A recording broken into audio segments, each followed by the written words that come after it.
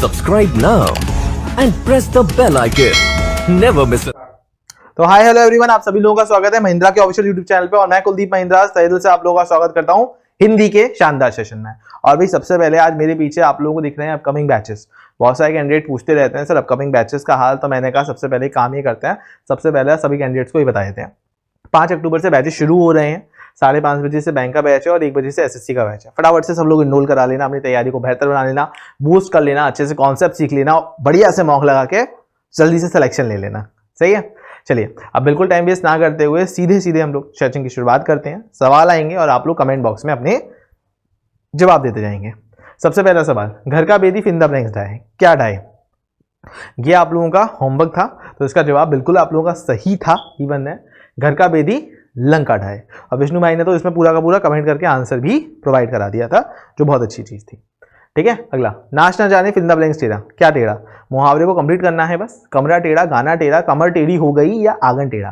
तो right answer क्या होगा? नाच ना जाने आंगन टेढ़ा।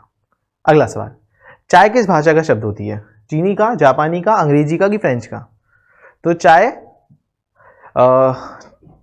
जापानी का है? नहीं। अंग्रेजी का है? नहीं। फ्रेंच का है? नहीं। चाय चीनी भाषा का शब्द है। चाय से चीनी आप याद रख सकते हैं, बहुत आसान सी कॉन्सेप्ट हो जाएगा। ठीक है, तरजी टटना तर तमाल तरुवर बहु छाए। बहुत अधिक समय की नीड इसलिए नहीं देता हूं मैं आप लोगों को, क्योंकि देखो हिंदी में ऐसा है कि आप लोगों को अगर आता होगा तो आप आराम से कॉन्सेप्ट के अकॉर्डिंग बना देंगे, ग्रामर का भी और नॉन ग्रामर का भी। तरजी टटना तर तमाल तरुवर बहु छाए, ये एक तरह से किसका अलंकार होगा? तो एक बात ध्यान रखिएगा, अगर कहीं पे वर्णों की पुनरावृत्ति होती है तो अनुप्रास अलंकार वहां पे एक भूमिका निभाता है। तो यहाँ पे राइट आंसर क्या होगा? अनुप्रास अलंकार हो जाएगा। यमक अलंकार, अत्वेच्छा और उपमा के लिए मैंने आपको चीजें बताई थी। यमक अलंकार वहां पर होता है जहां पे एक जैसे शब्द आते हैं लेकिन उनके अर्थ दोनों तरफ अलग अलग होते हैं। जैसे कनक कनक के सौगुनी मादकता अधिकार, या खाए बहरा है जग वा पाए बहरा है। उत्प्रेक्षा में तो मैंने आपको कुछ कीवर्ड बताए हैं, मानो जानो मनु जनु मनोहव जनोहव, वहां पे उत्प्रेक्षा अलंकार होता है। और उपमा अलंकार में क्या होता है? किसी व्यक्ति या वस्तु की उपमा किसी अन्य से करी जाती है, उपमा और उपमान की उपस्थिति रहती है। तो यहाँ पे फिलहाल राइट आंसर क्या हो जाएगा? अनुप्रास अलंकार हो जाएगा, क्योंकि वहां पे वर्णों की पुनरावृत्ति है। चारूचंद की चंचल किरणें खेल रही हैं जलथल में।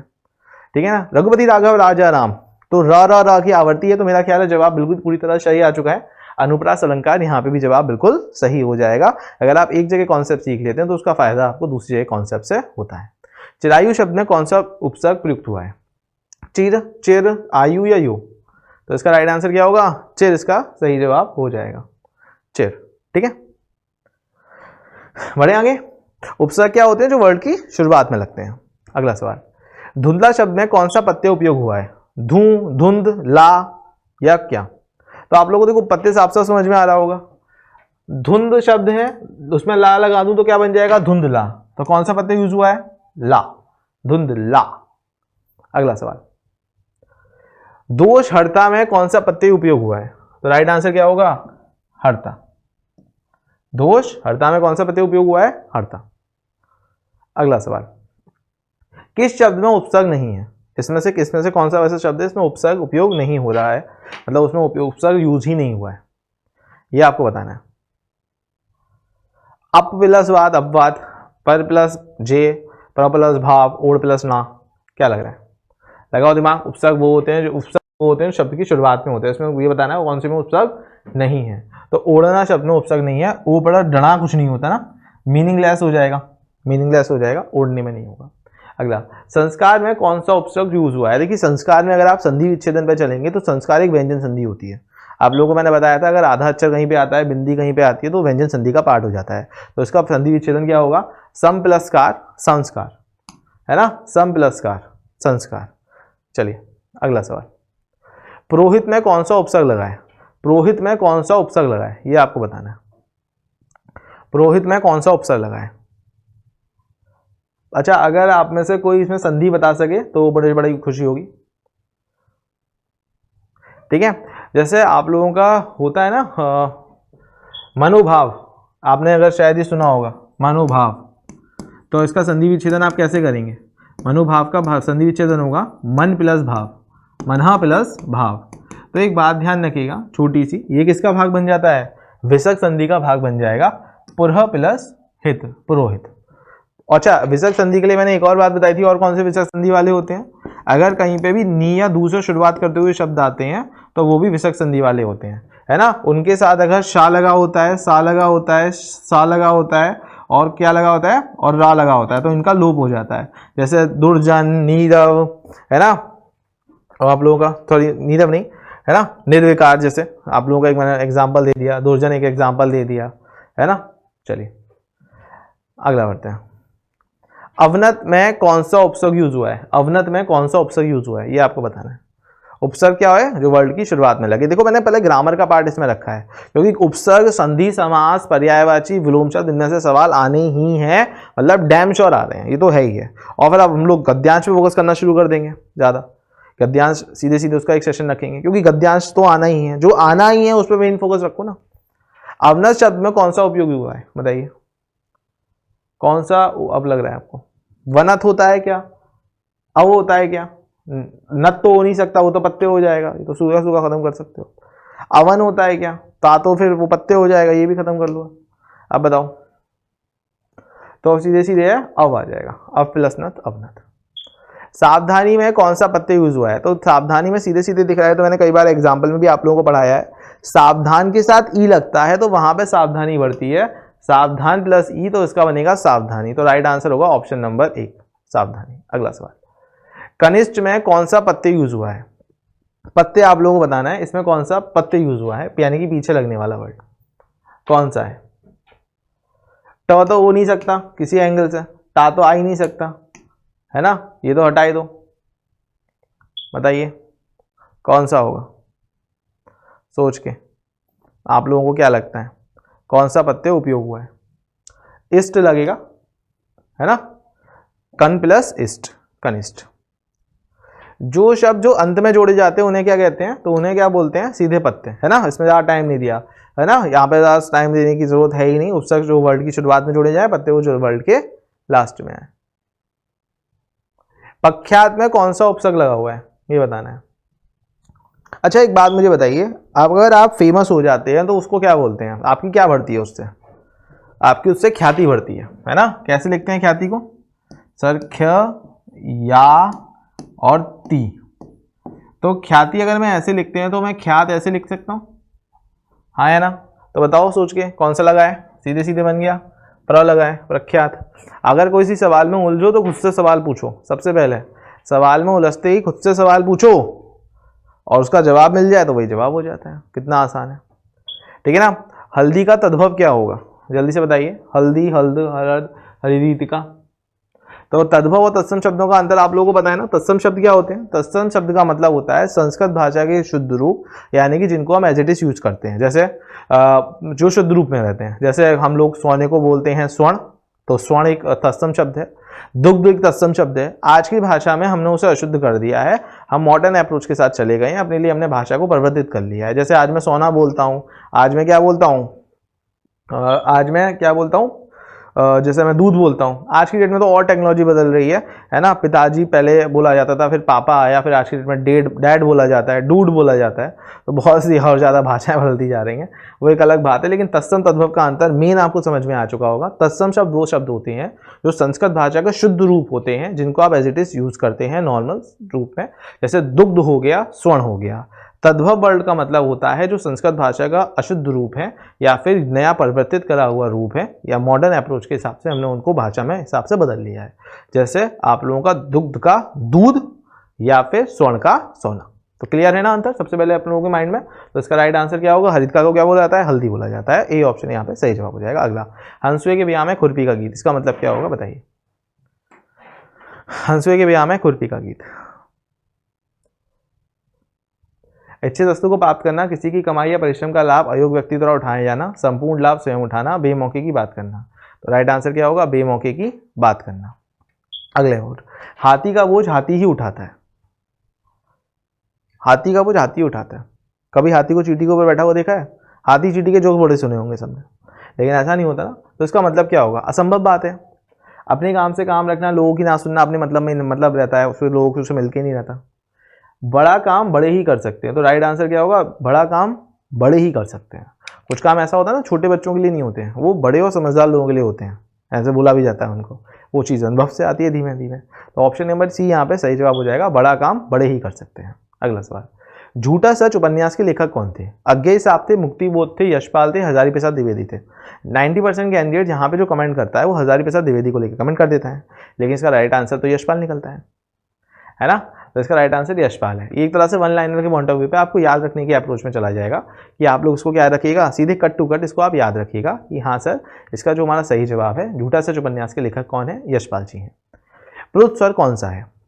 आप लोगों को याद होगा, मैंने आप लोगों को पढ़ाया था, अगर कभी आपसे कोई ये पूछता है वर्ण कितने होते हैं, तो वर्ण कितने होते हैं? 52 होते हैं, जिसमें से अगर स्वर की बात करी जाए तो ये 11 होते हैं। अगर व्यंजन की बात करी जाए तो ये कितने होते हैं? ये 33 होते हैं। अगर अयोग वहा की बात करी जाए तो ये कितने होते हैं? 2 होते हैं, है ना। और इसके अलावा आप लोगों के क्या होते हैं? इसके अलावा आप लोगों के होते हैं संयुक्त व्यंजन, छा क्षत्रिय त्रा त्रिशूल ज्ञा ज्ञानी और श, है ना, ऋषि वाला। यहाँ पे ये होते हैं 4 और एक होते हैं आपके द्विगुण व्यंजन जो कि होते हैं 2। और अगर आप इन सबका टोटल करेंगे तो आपकी संख्या हो जाएगी 52। अब मेरी बात बहुत ध्यान से सब लोग सुनिएगा और समझिएगा। देखिए, एक सवाल के साथ में मैं ज़्यादा कॉन्सेप्ट आप लोगों को क्लियर करने की कोशिश यहाँ पे करता हूँ, ठीक है। तो ये तो फिलहाल हमारा 52 का मैंने पार्टीशन कर दिया कि कैसे कैसे है। अब अगर मैं स्वर की बात करूँ तो स्वर के भी 3 हिस्से होते हैं, इस बात को ध्यान रखिएगा। पहला वाला बनता है हर्ष, दूसरा वाला बनता है दीर्घ और तीसरा वाला बनता है पुलुत। अब सर ये क्या है, इसको थोड़ा सा समझाइए। अब मेरी बात सुनिएगा, यही वाला पुलुत है जिसकी हम बात करने वाले हैं। हर्ष स्वर वो स्वर होते हैं जिनके उच्चारण में कम समय लगता है, यानी कि छोटा, छोटी ई, छोटा ऊ और ऋषि, यानी कि इनकी संख्या कितनी है? 4। इनकी कितनी है? 7।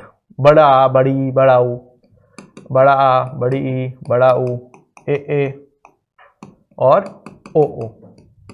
अब सर प्लुत स्वर में तो कोई स्वर ही नहीं आए, तो मेरे भाई प्लुत स्वर में कोई सन नहीं आते। एक्चुअल में प्लुत स्वर होता है, इसको तियायामी स्वर भी बोलते हैं। प्लुत स्वरों की संख्या 0 है, इसको साइन के द्वारा इंडिकेट किया जा सकता है, ऐसे वाले। और एक बात ध्यान रखिएगा, पेपर में अगर सवाल आए कि ये वाला साइन किसके लिए है, तो प्लुत स्वर के लिए है। प्लुत स्वर तियायामी स्वर होते हैं। जब आप किसी प्रोनाउंसिएशन को बहुत लंबा खींच देते हैं तो वहां पे प्लुत स्वर का उपयोग करा जाता है। जैसे मैंने बोला सुनो, है ना, मैंने अब ये बोला ओ, ये जो ओ चल रहा है ना, ये प्लुत स्वर है ना। मैंने बोला बाए, अब ये जो ए चल रहा है ना, ये प्लुत स्वर है आप लोगों का। तो अब इसमें प्लुत स्वर कौन सा होगा? ओ। तो यहाँ पे ए ऑप्शन सही जवाब हो जाएगा। अगला सवाल, आप भला तो जग भला, इस वाक्य में सर्वनाम के किस भेद का बोध होता है? आप भला तो जग भला में कौन सा बोध हो जाएगा? सर ये तो हमने पढ़ा ही नहीं, हमें तो आता ही नहीं है। तो मेरे भाई इतना मुश्किल है क्या? हम लोग अगर ऑप्शन से सोचें तो हम बता सकते हैं क्या? देखो, अनिश्चयवाचक में क्या होगा? जिसमें कोई आया है, कुछ लेते या ना, थोड़ा दे दो, थोड़ा कितना, कौन कौन कौन आया है, कुछ क्या, तो जिसमें डाउट रहता है। प्रश्नवाचक में क्या होगा? उसमें क्वेश्चन मार्क लगा ही होगा साथ साथ, है ना। तुम्हारा नाम क्या है, किससे मिलने आए हो, है ना, नॉर्मल रूप से। संबंध में क्या होगा? 2 वर्ड जोड़े जाएंगे, जैसा करोगे वैसा भरोगे, जिसकी लाठी उसकी भैंस, ये जोड़ने का काम करते हैं। तो इसका राइट आंसर भी क्या हो जाएगा? निजवाचक हो जाएगा। आप भला तो जग भला, कितना आसान है। देखिए, आप अगर ऑप्शन के साथ भी जाओगे, ऑप्शन एलिमिनेट करते हुए, तो भी आपका राइट आंसर अपने आप निकल आएगा। कोई ऐसा बहुत मुश्किल काम नहीं है। अगर मतलब आपको ग्रामर के पार्ट पे ऐसा लगे, कोई ऐसा पार्ट सवाल आ गया जो हमने कभी नहीं पढ़ा, तो आप ऑप्शन से अगर रिलेशन बनाते हो तो वहां पे आप लोगों का सवाल जल्दी हो जाता है। मुझसे उठा नहीं गया, इस वाक्य में कौन सा वाक्य है? देखिए, ये जो वाक्य होते हैं, शायद आप लोगों ने अगर इंग्लिश में नाम लूँ तो आप लोगों को याद आ जाएगा, जिसे एक्टिव पैसिव वॉइस कहते हैं, है ना। अब बहुत सारे लोगों को चला गया होगा, अच्छा वो वाला एक्टिव पैसिव वॉइस, हाँ, जिसमें बाई वगैरह लगता है, हाँ, वो इंग्लिश वर्जन में होता है, लेकिन अब हिंदी वर्जन में बात करते हैं। वाच्य हमारे 3 प्रकार के होते हैं। पहला वो होता है जिसमें कर्ता की प्रधानता होती है, दूसरा वो होता है जिसमें कर्म की प्रधानता होती है, और एक होता है भाववाच्य, है ना। कर्तावाच्य जैसे जिसमें कर्ता प्रधान होता है, जैसे सीता खाना खाती है, इसमें कर्ता प्रधान है। कर्म जिसमें प्रधान होता है, खाना सीता के द्वारा खाया गया, इसमें कर्म प्रधान है, खाना खाना। और भाव्य होता है मेरा सोने का मन नहीं करा, मेरा उठने का मन नहीं करा, मेरा खाने का मन नहीं करा, मेरा नहाने का मन नहीं करा, मेरा जाने का मन नहीं करा, मेरा पढ़ने का मन नहीं करा, ये जो वो होता है ना, ये भाव प्रधान होते हैं। तो मुझसे उठा नहीं गया या मुझसे उठा नहीं करने जा रहा, तो इसका राइट आंसर क्या हो जाएगा? आपका भाववाच्य हो जाएगा। गोधूम शब्द का तद्भव क्या होगा? तद्भव तत्सम के बारे में भी हम लोगों ने डिस्कस करा था, तो फटाफट से फास्ट फॉरवर्ड मुझे आंसर बता दीजिएगा। गोधूम का क्या होगा? गेहूं इसका सही जवाब हो जाएगा सीधे सीधे। अगला सवाल, चौराहे शब्द में कौन सा समास है? बताइए। चौराहे में आपका कौन सा समास होगा? समास क्या होते हैं? संधि और समास में एक अंतर मैंने आपको समझाया था, जल्दी से एक बार कमेंट बॉक्स में सभी लोग तब तक बताइएगा। संधि क्या होती है? संधि वर्णों का मेल होती है डियर। अगर कहीं पे दो या दो से ज्यादा वर्ण मिलते हैं तो वहां पे संधि बनती है। संधि क्या है? वर्णों का मेल। और समास क्या होता है? समास होता है शब्दों का मेल। देखिए, संधि में दो वर्ण मिलेंगे और समास में क्या होगा? दो शब्द मिलेंगे। जैसे चौराया, चार राहों वाला, दशानन, 10 सिर वाला, लंबोदर, लंबा है उधर जिसका, है ना, ये सब क्या होते हैं? समास होते हैं। अब समास के भी हम लोगों ने प्रकार सीखे थे, तो उसमें से हम लोग पहले अगर बात करें कर्मधारय समास की, कर्मधारय समास में क्या होता है? उपमेय उपमान होता है आपका, उपमेय उपमान होता है कर्मधारय समास में। द्वंद्व समास की अगर मैं बात करूं तो क्या होता है इसमें? और, एवं और योजक चिन्ह होते हैं इसमें। द्विगु समास की अगर मैं बात करूं तो ये संख्या पद होता है ना, जिसमें नंबर आते हैं, ये संख्या पद होता है। और अव्ययीभाव समास की अगर मैं बात करूं तो यथा, है ना, प्रति और बे वर्ड आएगा, इस बात को ध्यान रखना नॉर्मल रूप से। तो राइट आंसर फिलहाल क्या हो जाएगा? द्विगु समास, संख्या पद समास होता है, द्विगु समास का राइट आंसर होगा। द्विगु के लिए इशारा करता है मेरे भाई, है ना। अच्छा, संख्या के लिए तो पूछा ही नहीं गया है ना आप लोगों का। अच्छा, संख्या के लिए तो पूछा गया है, चार राहों वाला, द्विगु ही तो होगा। संख्या पद बताना आप लोगों का द्विगु समास हो जाता है, ठीक है, जिसमें संख्या पद रहता है द्विगु। थर्ड ऑप्शन इसका सही जवाब है। तीर बाबू थर्ड की तरफ है, ध्यान रखना। अगला सवाल, अब आप लोगों के सामने एक पैसेज आया है, इस पैसेज को आराम से पढ़ो और इस पैसेज का जवाब दो। नॉर्मल रूप से 2 लाइन का पैसेज है, बस सिर्फ और सिर्फ आप लोगों को इसको आराम से पढ़ के इसका जवाब देना है। संप्रेषण कला में क्या नहीं है, ठीक है ना। नॉर्मल रूप से देखो, पैसेज का पार्ट जरूरी है। हम लोग बड़े बड़े पैसेज भी कर रहे हैं, हम लोगों ने एक बार करा भी है। नॉर्मल रूप से हम छोटे छोटे पैसेज भी करते चलेंगे, जिससे कि हमारा फ्लो नहीं टूटे, ठीक है, फ्लो नहीं टूटना चाहिए।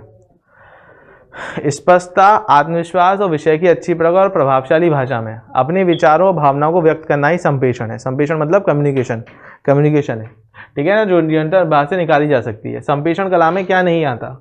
आत्मविश्वास आता है, हाँ। प्रभावशाली भाषा, अच्छी भाषा की अच्छी प्रकार, विषय की अच्छी प्रकार, प्रभावशाली भाषा, ये भी आती है, ठीक है, ये भी आती है। विचारों भावनाओं पे व्यक्त करना क्या नहीं आता? अलंकरण नहीं आता। ए ऑप्शन अलग हो जाएगा, अलंकरण इज अ राइट आंसर। सब लोग बहुत बढ़िया जवाब दे रहे हैं, अरे मुझे पूरा भरोसा है आप लोगों पे। संप्रेषण कला का विकास किससे होता है? संप्रेषण कला का विकास किससे होता है? थोड़ा पढ़ते हैं इसको आगे पैसेज को। स्पष्टता, आत्मविश्वास और विषय की अच्छी प्रकार, प्रभावशाली भाषाओं में अपने विचारों को भावनाओं को व्यक्त करने का संप्रेषण कला है, जो निरंतर अभ्यास से निखारी जा सकती है।